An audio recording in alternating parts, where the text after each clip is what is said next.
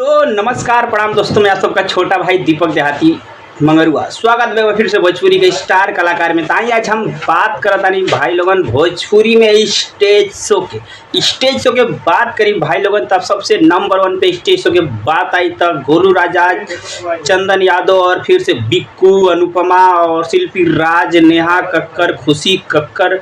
हम बात करत तानी भाई लोगन की स्टेज शो के किंग बहुत लोग बा, लेकिन आज के डेट में भोजपुरी में वो ऐसा कलाकार आके नेहा उपाध्याय, अनुपमा यादव को पानी पिला दिया है।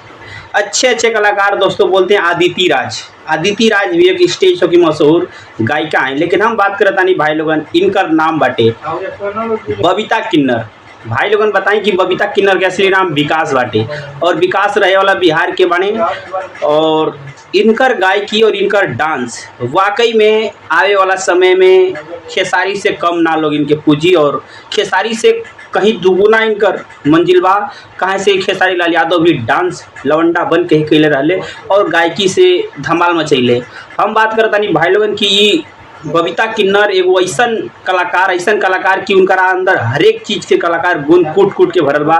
उनका सामने अच्छा कलाकार जैसे इनके दीवाने धीरे धीरे भोजपुरी में गोलू राजा इनको स्टेज शो पे लाए थे। हालांकि गोलू राजा जब ले इनके स्टेज शो पे एगो गाना गावे के मौका दिले, जौन गाना के नाम रहे कि छोड़ी गवना हरी में हरिया कि पिया भैले गुलारी के हो फूल। हाँ भाई बता दें कि ई गाना ओम प्रकाश दीवाना जी के बाद, लेकिन ई गाना के बेखूबी से बबीता किन्नर अपने फीलिंग्स में गई नहीं। वाकई में गोलू राजा का अच्छे के दिल में एकदम जब सोची भाई लोगन की भोजपुरी के गायक अपन गुरु माने लागे सिंगर के, तो समझ ले कि कुछ जरूर बदलाव खेला भोजपुरी में। आज तक ऐसा आप सब ना देख ले कब, हमके तो बहुत अच्छा लगेला इनका प्रोग्राम और इनका डांस।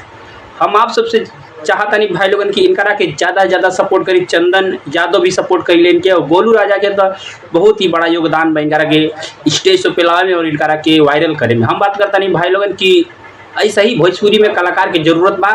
और आप सबसे रिक्वेस्ट करता नहीं भाई लोगन कि आंडू पांडू के 1 लाख 2 लाख 10 लाख वालन के मत बुलावा, छोटा कलाकार के बुलावा, लेकिन कलाकार के बुलावा।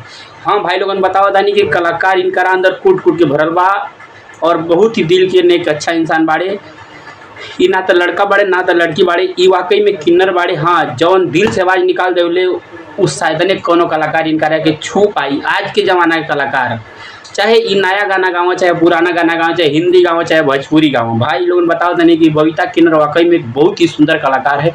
और आने वाला दिन में मैं चैलेंज और गारंटी देता हूँ कि ये बहुत ही बड़ी स्टार बनेंगी और लोग इनकी गायकी सुनेंगे। और बहुत सारे लोग सुन रहे हैं, इनके दीवाने हो चुके हैं। दोस्तों क्या आप भी इनका स्टेज शो नहीं देखे हैं? अगर नहीं देखे हैं तो जाइए सर्च मारिए यूट्यूब पे और देखिए बबीता किन्नर का सॉन्ग।